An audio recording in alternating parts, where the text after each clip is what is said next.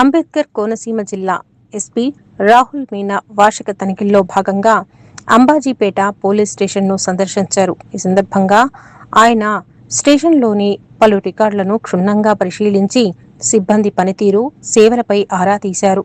అనంతరం మీడియాతో మాట్లాడుతూ జిల్లాలో సైబర్ నేరాలు పెరుగుతున్న నేపథ్యంలో ప్రజల్లో విస్తృతంగా అవగాహన కల్పించేందుకు ప్రత్యేక ప్రచార వాహనాలను ఏర్పాటు చేశామని, సాంకేతిక నేరాల పట్ల ప్రజలు అప్రమత్తంగా ఉండాలని కోరారు. జిల్లాలో ఎదురవుతున్న ట్రాఫిక్ సమస్యలపై ప్రత్యేక దృష్టి సారించామని, ఇందుకు తగిన ప్రణాళికలతో ఇబ్బందులను అధిగమిస్తామని తెలిపారు. ప్రస్తుత వేసవి సెలవుల నేపథ్యంలో ఇళ్లకు తాళాలు వేసి ఊర్లకు వెళ్లే కుటుంబాలు దొంగతనాల నివారణకై ముందస్తుగా తమ పరిధిలోని పోలీస్ స్టేషన్లో సమాచారం అందించాలని సూచించారు. Definitely we have a special dedicated team ఉన్నాయి మన దగ్గర.